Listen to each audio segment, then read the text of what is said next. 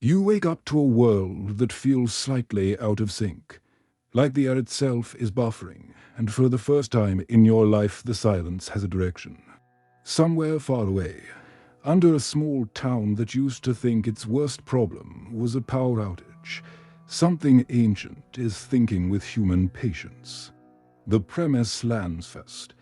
What if VECNA did not just hunt Hawkins, not just terrorize a handful of teenagers, not just open cracks in reality, but actually won, not with an explosion, not with an army, but with a plan so quiet the world thanks him for it.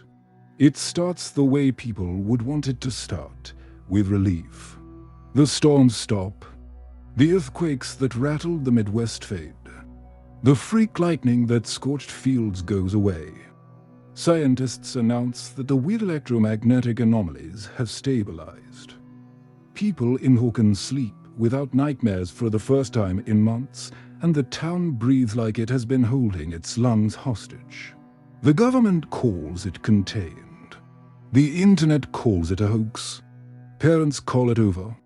And deep underground, in the place that should not exist, VECNA watches the surface calm down and smiles without a face anyone can see.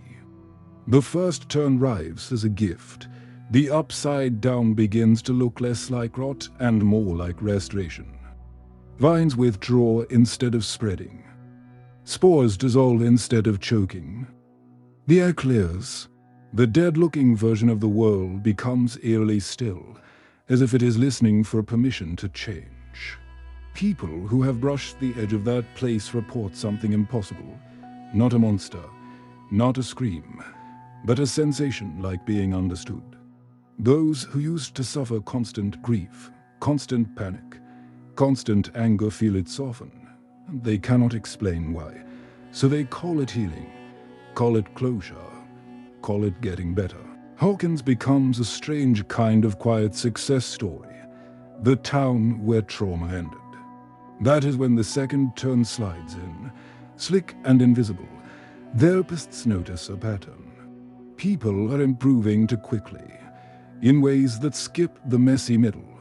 Pain evaporates without being processed. Fear disappears without being faced. Rage dissolves without being expressed. It looks like recovery, but it behaves like deletion. And the more the world celebrates how normal things feel again, the more VECNA learns the most valuable truth about humans. If you take away their suffering, they will hand you their freedom as a thank you. The next turn scales outward. A new mental health initiative sweeps across the country. Then the world, powered by a technology no one can fully trace because it rides on the back of existing networks. Like a parasite that doesn't leave a bite mark. A headset, a clinic, an app, a guided program. Different packaging for the same promise, relief. It works. Depression rates plummet. Anxiety disorders resolve. Insomnia vanishes. Violence drops. Productivity rises. Leaders call it a golden era. News anchors beam while reporting the first decline in global conflict in decades. The world becomes calmer, kinder, quieter, and that quiet feels like proof that whatever is happening must be good. VECNA is not taking over with monsters, he is taking over with comfort. Then comes the turn that changes the flavor from hopeful to wrong. Art starts to die. Not suddenly. Not dramatically, just softly, like a candle running out of air. Music becomes pleasant but forgettable.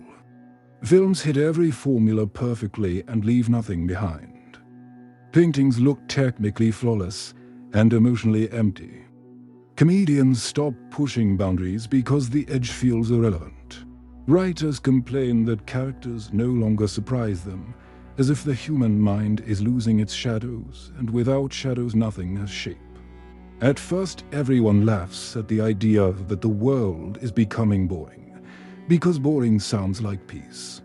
But boredom turns into flatness, and flatness turns into a question people are afraid to ask. What if pain was not just a sickness? What if it was also a signal? Hawkins' old heroes feel it first, because they have lived in extremes and learned that feelings are not decorations, they are alarms. They watch friends smile the same smile every day, a stable and gentle expression that never breaks, never cracks, never spikes into laughter or drops into tears. And that stability starts to feel like a cage with soft padding. Another turn, darker, memory glitches spread like dust. People forget why they loved someone. They remember the facts but lose the heat. They recall events without the emotion attached, like reading a summary of their own life. Couples stop fighting and also stop dreaming. Parents stop yelling and also stop noticing. The world looks healthy on paper, and inside it people begin to feel strangely weightless, like their souls have been put on airplane mode. That is when VECNA's true victory becomes visible. He has learned that trauma is not just a wound. It is a doorway, and if he can rewrite the doorway, he can walk into the mind without resistance. He does not need to possess bodies if he can standardize brains. The upside down stops acting like a separate world and starts acting like infrastructure, a back-end system for human emotion, and VECNA becomes the administrator. The next turn is the one that would have ended an older story with explosions. But this story ends with spreadsheets and applause. The world begins to optimize itself around the new calm. Schools remove anything triggering. News outlets stop showing disturbing images. Social platforms adjust algorithms to minimize outrage, not by promoting understanding, but by smoothing everything into blandness. People stop arguing. People stop protesting. People stop demanding. It looks like unity, but it is actually compliance.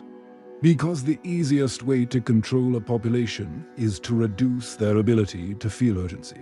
And VECNA sits beneath it all, feeding not on fear anymore, but on something far more sustainable, the absence of resistance.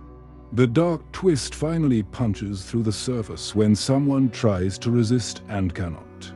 A person stands in front of a mirror and attempts to summon anger, grief, anything sharp enough to cut through the fog, and finds only a gentle neutrality that refuses to break.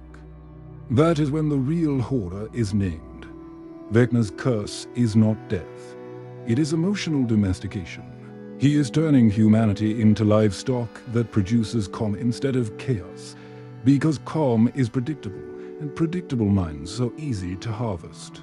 And then the aha comes, colder than any monster reveal. VECNA did not hate humans for being weak. He hated them for being messy. He hated the uncontrolled storms inside people because storms create lightning, and lightning creates change. So he saved the world the way a collector saves butterflies, by pinning them neatly so they never fly again. The final turn is almost quiet. The gates do not need to widen because the world is already half upside down, not in scenery but in spirit, a mirror of life where everything is preserved and nothing evolves. In that stillness, the last survivors realize the real question is not how to defeat a monster. It is whether a world without pain is worth the price if the price is losing the full range of being human. Because suffering is not holy, but neither is numbness. And the difference between peace and control is whether you are allowed to feel the urge to change. If you want more cinematic what-if stories that twist your favorite worlds into something unsettling and reflective, like and subscribe and comment what universe you want me to rewrite next. Would you choose a painless world if it meant giving up the parts of you that can burn, break, and become